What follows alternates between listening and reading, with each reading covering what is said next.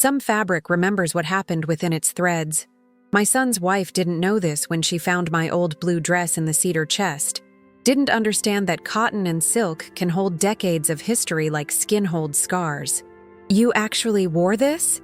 She laughed, holding it up by the shoulders, her manicured fingers pinching the material as if it might contaminate her. The afternoon light through the attic window caught the faded flowers along the hem, illuminating watermarks from tears shed 30 years ago that no amount of washing ever removed. My son glanced up from the box he was sorting, his face flickering between embarrassment for me and the desire to join his wife in her casual cruelty. I said nothing. Some silences aren't about lacking words. They're about waiting for the right moment to speak them. Folded beneath that dress was another, ivory silk with pearl buttons down the back, preserved in tissue paper that had yellowed with age. Her mother wore it the night she told me she was pregnant with my husband's child. I remember how the fabric caught the restaurant's candlelight, how it draped perfectly across her shoulders as she leaned forward to deliver the news that would collapse the architecture of my marriage, my motherhood, my understanding of loyalty. She'd been my friend for 11 years. I'd helped her select that dress for her anniversary dinner, unaware that 6 months later she would wear it to end mine. The dress survived when much else didn't, when friendships shattered, when my husband moved 3 blocks away to build a new family while ours turned to dust, when my son began splitting his weekends between 2 homes that both felt hollow. For 3 decades, I kept both dresses. The blue one I wore when I received the news, and the ivory one she wore to deliver it. Not as punishment, not as reminder, but as physical proof that I had survived what I once thought would destroy me. There is power in keeping the artifacts of your deepest wounds, in transforming them from weapons into relics. My daughter-in-law doesn't know this yet. She sees only an outdated dress in a forgotten chest, not understanding that when she mocks what I once was, she reveals what she currently is. What she cannot see, what she cannot possibly imagine, is that the woman whose dress she ridicules and the woman whose dress lies folded beneath it share more than fabric preserved in darkness. They share blood. They share history. They share the daughter who now stands in my attic, laughing at the evidence of pain she never bothered to understand. How would you react if the person dismantling your past didn't realize they were holding pieces of their own future? If the cycle you thought had broken long ago suddenly threatened to spin again through different hands, different hearts, but with the same potential for devastation?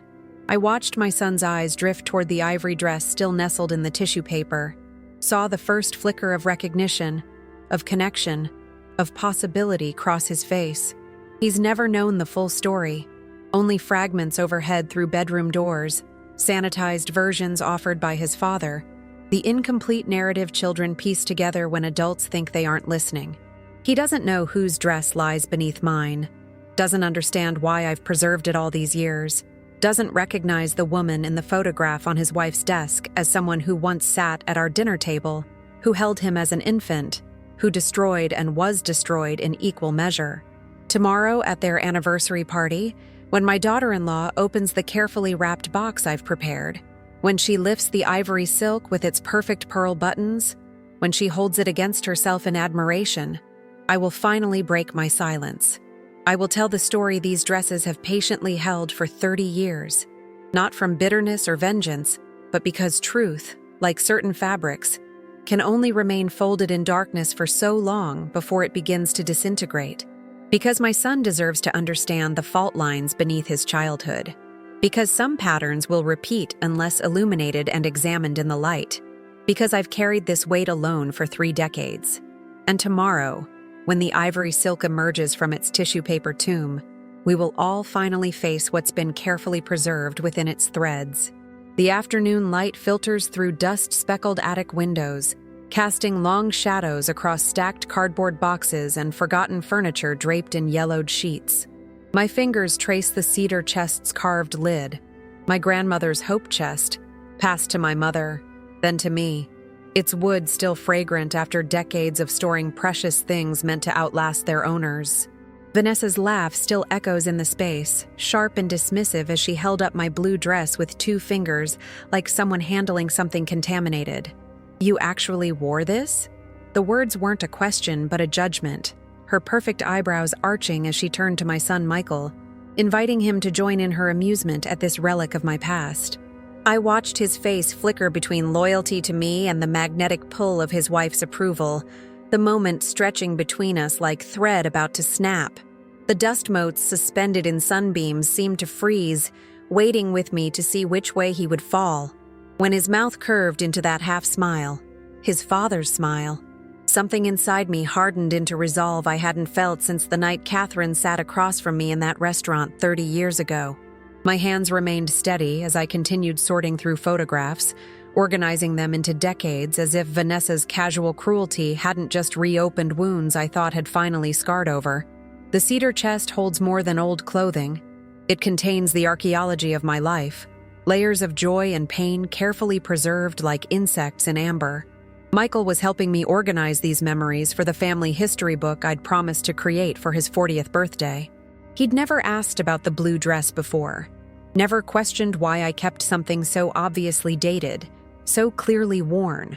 Children accept the artifacts of their parents' lives without understanding the stories embedded in fabric, in photographs, in the silences that stretch between what we tell them and what actually happened. Some histories we protect them from until they're ready. Some truths we carry alone until the moment arrives when keeping silent becomes more damaging than speaking. Beneath my blue dress lay the ivory silk, still wrapped in tissue paper, now brittle with age. I hadn't opened this particular package in nearly 20 years, hadn't needed to see the physical evidence to remember how the candlelight caught the pearl buttons as Catherine leaned forward to tell me she was carrying my husband's child. "Ellen, I never meant for this to happen," she'd said, her voice gentle with practiced concern that would become her signature approach to delivering devastating news. The restaurant noise had faded around me, the clinking glasses and murmured conversations disappearing beneath the roaring in my ears as my world collapsed in perfectly choreographed slow motion. My blue dress absorbed silent tears during the drive home, collected the salt of betrayal that never quite washed out no matter how many times I laundered it.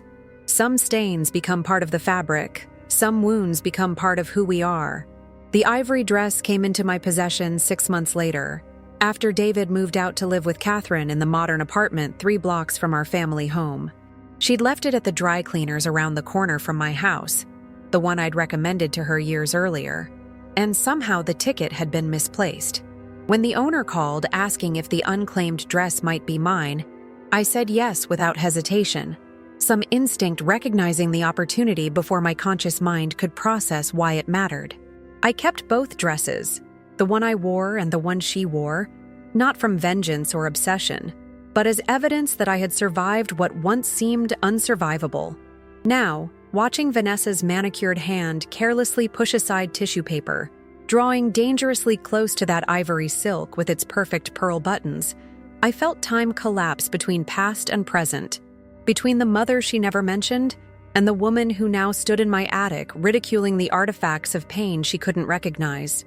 What Vanessa doesn't know, what Michael doesn't know, is that the photograph on their mantle of her mother at some charity gala is the same woman who sat across from me in that restaurant, the same woman who held my infant son while planning to create her own child with my husband.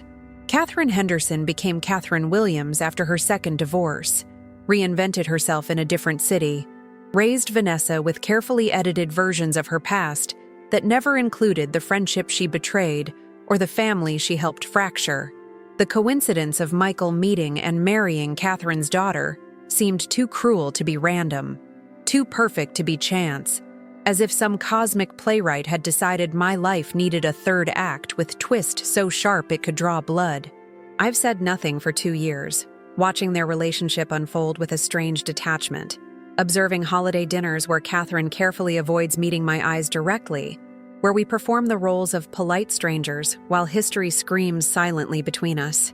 Tomorrow is their anniversary party, 2 years of marriage celebrated in the backyard of the home they purchased 6 blocks from mine. The gift box sits wrapped on my dining room table downstairs, tissue paper nestled inside exactly like the yellowing sheets currently protecting the ivory silk in this cedar chest. I've written a card with just 3 lines. Something borrowed, something old, something with a story that deserves to be told.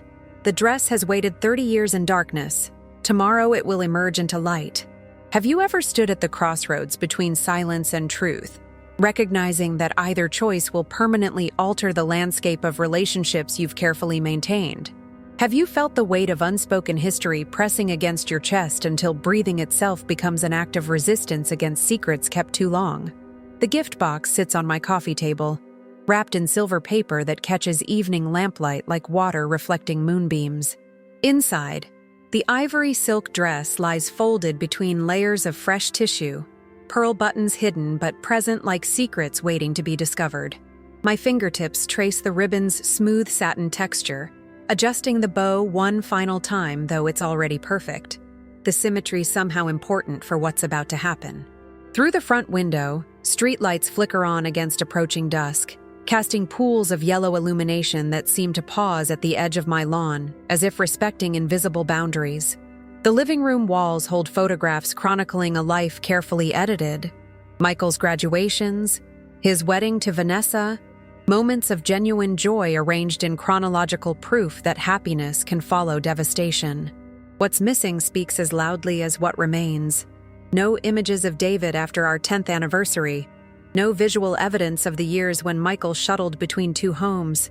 No acknowledgement of the fracture that changed everything except in the stark division between before and after photos that only someone looking for the pattern would notice. The phone on the side table lights up with a text from Michael. "Mom, just checking you're still coming tomorrow?" Vanessa's mom confirmed she'll be there too. The message lands like a physical weight against my chest. The casual mention of Catherine's presence, the expectation that I'll continue performing the role of polite stranger toward the woman who once knew the location of every coffee mug in my kitchen, who held my infant son while planning to create her own child with my husband. For 2 years I've maintained this charade, watching Catherine and Vanessa interact at family gatherings while pretending we met through our children rather than through betrayal that redefined the trajectory of all our lives. The text requires response, something appropriate, something that gives no hint of tomorrow's revelation. My fingers hover above the screen before typing simply, "Looking forward to it." I have something special for Vanessa. The words contain no lie yet conceal everything. The ambiguity perfect for a moment suspended between decades of silence and imminent truth. The mantel clock ticks steadily in the quiet room, its rhythm unchanged since it witnessed that night 30 years ago when I returned from the restaurant, when I sat in this same armchair until sunrise, when I watched light gradually reveal a house that looked exactly the same despite everything fundamental having shifted beyond recognition. Time moves differently during moments of profound realization, both suspended and accelerated, both endless and instantaneous. Now I find myself in another such moment, another night before transformation, another threshold between what has been carefully maintained and what will emerge when truth finally occupies the space denial has held for decades. The dress waited patiently in darkness. Tomorrow it will speak in daylight.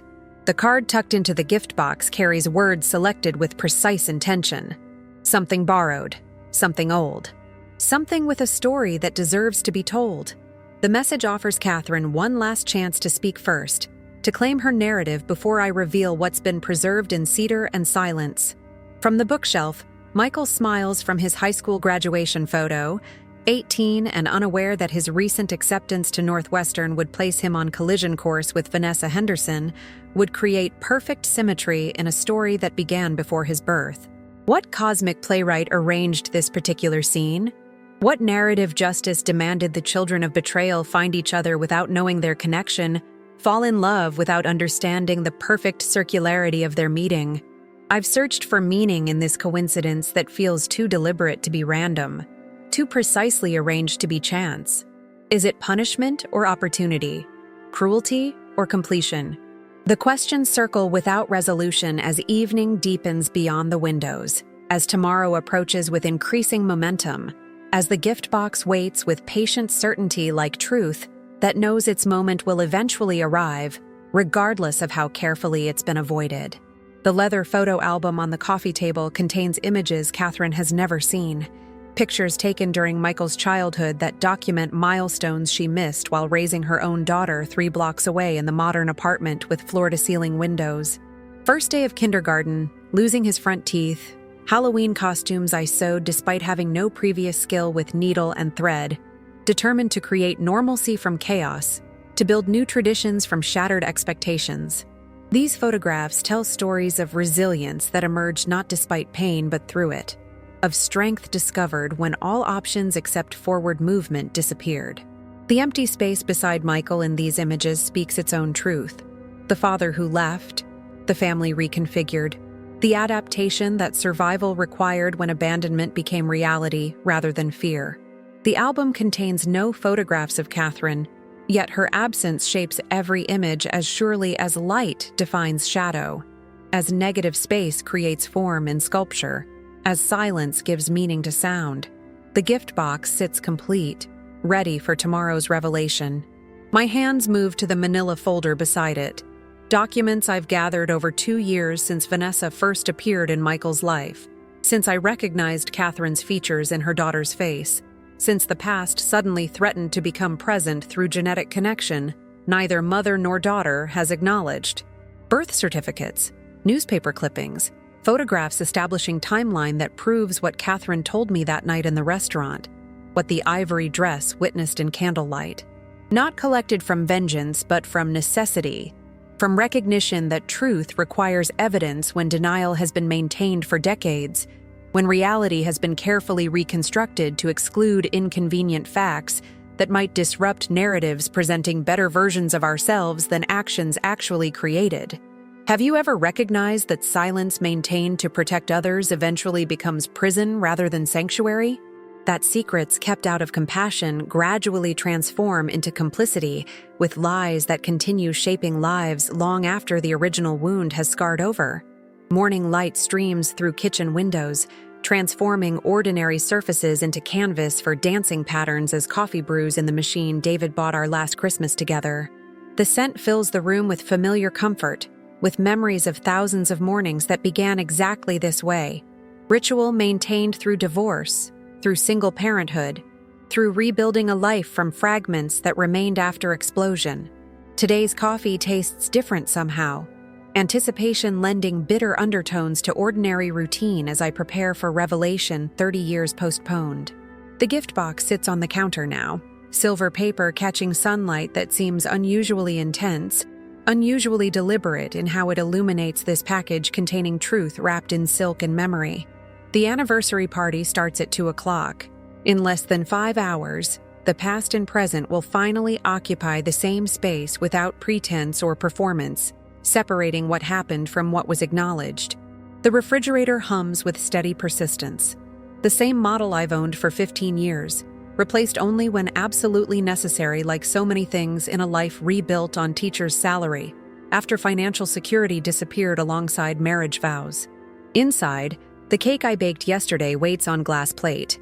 Michael's favorite chocolate with buttercream frosting, recipe passed from my mother who taught me that feeding people remains act of love, even when relationships fracture, even when expectations shatter, even when nothing remains except moving forward one meal at a time. The cake represents continuity amid disruption, evidence that some connections transcend betrayal, that mother love persists despite reconfiguration of family, that nourishment continues even when abandonment rewrites every definition previously assumed permanent. I'll carry it to the party alongside the gift box, these offerings representing different aspects of truth: sweetness and revelation, comfort and confrontation, tradition and transformation. The kitchen table still bears rings from coffee cups placed without coasters, evidence of conversations held across decades, of homework supervised while dinner cooked, of budgets carefully calculated when single income replaced what two had previously provided. This morning, the surface holds documents spread in careful chronological order. Birth certificates showing dates that confirm what Catherine told me that night in the restaurant. Newspaper clippings announcing David's promotion at firm where he met her. Photographs establishing timeline that proves what the ivory dress witnessed in candlelight. Not arranged from vengeance but from necessity. from recognition that denial maintained for decades requires evidence contradicting narratives carefully constructed to present better versions of ourselves than actions actually created. My fingers trace the hospital bracelet saved from Michael's birth, tangible proof of connection that remained unbroken despite everything else that fractured beyond repair. Outside my kitchen window, the garden I planted after David left continues blooming with persistent beauty. Rose bushes that return each spring despite winter dormancy, perennials that emerge from frozen ground when temperature finally permits growth, evidence that life continues through cycles of destruction and renewal that might appear terminal to observers unaware of roots extending beneath visible surface. The roses hold particular significance today, the same variety Catherine brought to the hospital when Michael was born, when our friendship still seemed genuine, despite what I would later discover had already begun, beneath expressions of connection that appeared authentic, but masked something entirely different. Now these same flowers grow in my garden, reclaimed from association with betrayal, transformed into symbol of resilience rather than reminder of deception. I'll cut several blooms before leaving. We'll place them in crystal vase as centerpiece for dining room table, where revelation will finally emerge from decades of silence. The kitchen clock marks time with steady precision, hands moving toward moment when performance will become impossible to maintain, when truth preserved in cedar chest will emerge into daylight, when history carefully edited will finally include chapters previously omitted from family narrative. My phone lights up with another text from Michael. Confirmation of party details, reminder to bring serving spoons for cake, casual mention that Vanessa's parents are bringing champagne for anniversary toast. The plural catches in my throat like physical obstruction. Catherine's current husband, Bradley, wealthy investor she married 5 years ago, who calls Michael's son-in-law, with no awareness of connection that precedes current relationship by decades. The casual deception contained in ordinary social interaction, presenting current arrangements as complete narrative rather than carefully edited version, excluding complications that might disrupt appearances maintained through collective agreement to acknowledge only what confirms preferred reality rather than what actually occurred. The gift box waits with patient certainty, silver paper catching morning light that seems increasingly insistent as hours count down toward revelation postponed for 30 years. Not planned from vengeance but from recognition that silence maintained beyond certain point becomes complicity with untruth that continues shaping lives long after original wound has scarred over. The dress has rested in darkness. Today it emerges into light. The card's message remains simple but unmistakable. Something borrowed, something old, something with a story that deserves to be told. The ivory silk with pearl buttons will speak its truth regardless of who chooses to acknowledge what it represents, what it witnessed, what it preserved when everything else transformed beyond recognition. Have you ever reached moment when truth postponed finally demands expression regardless of consequences? When protection extended to others gradually reveals itself as prison constructed around your own authentic voice? When silence maintained from compassion eventually becomes permission for continued deception that shapes not just past, but present connections built on foundation of selective reality? The celebration spills across Michael and Vanessa's backyard, laughter mingling with afternoon breeze that carries scent of grilling meat and fresh-cut grass through air heavy with unspoken history. Gift tables arranged beneath striped awning hold packages wrapped in cheerful paper. Cards propped against boxes containing conventional offerings for young couples celebrating second anniversary. My silver-wrapped package sits slightly apart, its presence somehow different from surrounding gifts, though nothing visible distinguishes it beyond subtle elegance of wrapping chosen with deliberate care. From my position near hydrangea bushes blooming along fence line, I watch Catherine navigate the crowd with practiced social grace, accepting congratulations on her daughter's happy marriage, laughing at appropriate moments, maintaining careful distance from where I stand nursing single glass of white wine that remains mostly untouched. Her husband Bradley moves beside her like satellite maintaining perfect orbit, unaware of gravitational forces creating precise distance between his wife and woman standing alone near garden's edge. Michael approaches with plate of food I didn't request, but accept with genuine gratitude for thoughtfulness that has remained his defining characteristic, despite everything that fractured around him during childhood. "You should eat something, Mom," he says, concern evident in furrow between eyebrows identical to his father's, in gesture reminiscent of countless moments when child assumed caretaking role for parent navigating grief too complex for young understanding. The plate holds favorites he's remembered. Deviled eggs prepared exactly as I taught him. Strawberries selected for perfect ripeness. Chocolate cake I baked yesterday, now sliced and arranged alongside offerings from caterers hired for occasion I could never have afforded during years when teachers' salaries stretched to cover mortgage payments and growing boys' needs. The consideration touches something beneath anger and resolution that brought me here today. Reminder that love persists despite history's complications. That connection transcends narrative regardless of omissions carefully maintained through collective agreement to acknowledge only what confirms preferred reality. "Vanessa's going to open gifts soon," Michael mentions, gaze traveling toward wife who stands surrounded by friends from law firm where they met, her laugh carrying across garden with same musical quality that once characterized her mother's. The similarity catches in my chest. Physical manifestation of genetic connection neither acknowledges, of history transmitted through blood rather than conscious choice. Catherine stands nearby, watching her daughter with expression combining pride and something more complex, awareness perhaps of circular narrative approaching completion, of past about to intersect present through revelation contained in silver package resting on gift table. Has she noticed the box? Has she recognized potential threat in its elegant simplicity? Her careful positioning throughout afternoon suggests awareness beyond coincidence, suggests recognition that performance maintained for 2 years approaches final curtain regardless of preference or preparation. The gift opening begins with theatrical flair, characteristic of Vanessa's approach to social occasions. Each package presented with appropriate exclamation, each giver acknowledged with practiced gratitude that sounds genuine despite repetition. Catherine stands beside her daughter, hand occasionally touching shoulder in gesture, combining possession and support, eyes carefully avoiding my direction, though awareness of my presence reveals itself through subtle tension, visible in posture, maintained through decades of yoga and Pilates, rather than natural relaxation. The crowd moves closer as expensive offerings emerge from decorative wrapping. Crystal vases, designer accessories, household items selected from registry created with attention to appearance rather than practical need. The performance continues with mechanical precision until Vanessa reaches for silver package positioned slightly apart from surrounding gifts, until her fingers lift card bearing 3 lines written in handwriting she's never had reason to recognize beyond signatures on birthday checks. Something borrowed, something old, something with a story that deserves to be told. Silence descends gradually as ivory silk emerges from tissue paper. Collective appreciation for vintage garments' obvious quality, for perfect preservation of fabric that catches afternoon light with subtle luminescence impossible to replicate through modern manufacturing.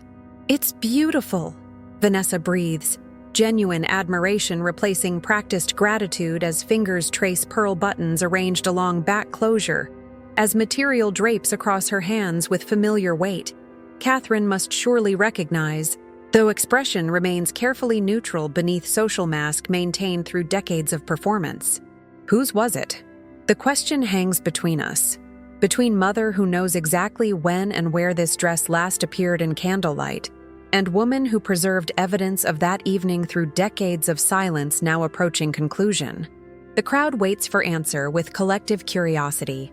Vintage garment suggesting family history, suggesting connection bridging generations, suggesting narrative more meaningful than commercial offerings surrounding silver box, now emptied of everything except truth about to emerge from tissue and silence. "It belonged to your mother," I say finally. Words emerging clear and steady despite emotion constricting throat, despite adrenaline coursing through system prepared for confrontation 30 years postponed. "She wore it the night she told me she was pregnant with your half-brother's father's child." The statement lands in celebratory atmosphere like stone dropped into still pond. ripples expanding outward as meaning registers with varying degrees of comprehension among guests, processing revelation containing implications beyond immediate understanding. Michael's expression transforms through stages of confusion, recognition, realization. Pieces fitting together with increasing clarity as genetic similarities suddenly explain connections previously attributed to coincidence. As history carefully edited suddenly includes chapters revealing foundation beneath currently visible structure. Catherine's composure cracks visibly. Porcelain mask maintained through decades of reinvention, developing fissures as truth emerges from preservation. Carefully maintained while life continued around evidence concealed but never destroyed. Have you ever witnessed a moment when carefully constructed narrative suddenly reveals itself as fiction maintained through collective agreement rather than reality experienced?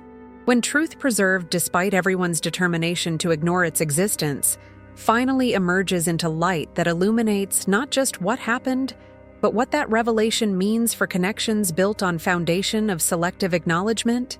The cedar chest sits open in my bedroom now, emptied of secrets but still fragrant with the memory of what it once contained. Both dresses are gone. The blue cotton stained with my tears, and the ivory silk that spoke its truth after 30 years of patient silence. Autumn light filters through curtains I've kept drawn since that afternoon in Michael and Vanessa's garden, when time suspended and then reformed itself around words that couldn't be unspoken. The ivory buttons I collected from the dress before letting it go catch occasional sunbeams on my dresser top, transformed from evidence into something more like monuments. Small, polished reminders that truth may wait in darkness, but eventually finds its way into light that changes everything it touches. Sometimes I hold one in my palm, feeling its smooth coolness against skin that has grown softer with age, marveling at how something so small could have witnessed so much, could have carried such weight of meaning across decades when it appeared to be merely decorative. Michael comes on Sundays now, alone. We sit at the kitchen table where he once did homework, where we piece together life after his father left, where we now carefully construct a new understanding from fragments of a history suddenly revealed as incomplete.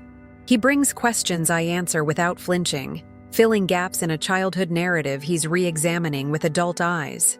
The coffee grows cold between us as words build bridges across silence maintained too long, as names previously unspoken become part of conversation that feels both terrifying and necessary.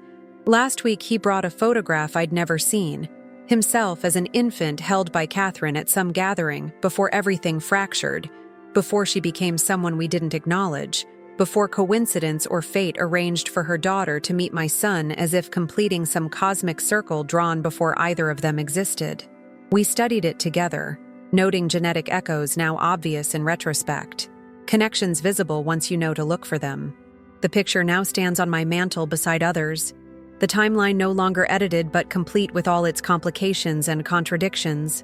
Vanessa sent a letter that arrived yesterday, her handwriting neat and controlled across cream stationery that smelled faintly of the perfume Catherine wore decades ago. 3 pages of questions, of processing, of grappling with a mother suddenly revealed as more complex than the curated version presented throughout childhood. She writes of arguments behind closed doors, of her father's sudden departure when she was 12, of patterns she recognizes now in her own relationships that originated in stories never told, but somehow transmitted through blood or observation, or that mysterious inheritance that passes between generations despite our best efforts to begin anew. The final paragraph mentioned possibility of coffee sometime next month. Not forgiveness exactly, not yet understanding, but perhaps the first tentative step toward something neither of us can name, but both recognize as necessary. The letter sits on my nightstand, its presence both invitation and boundary, its careful language suggesting doors neither fully opened nor completely closed, but existing in that liminal space where truth makes room for what might come next, without presuming what form it will take.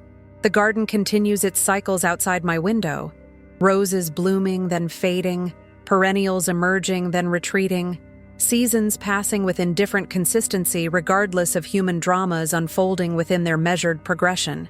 I deadhead spent blooms each morning, making space for new growth while honoring what has completed its purpose.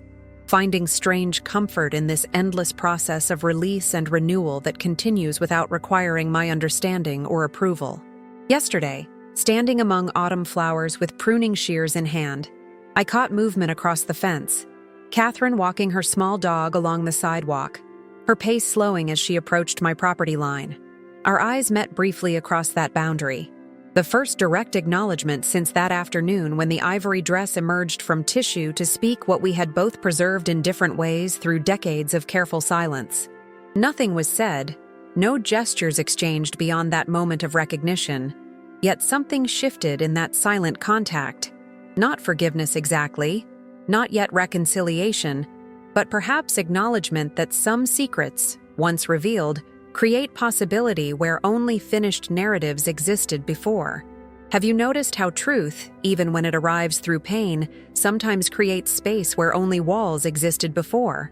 How stories we believe completed sometimes reveal themselves as merely paused, waiting for the courage to turn the page and discover what might still be written if we're brave enough to lift the pen and face the empty space where something new might finally emerge.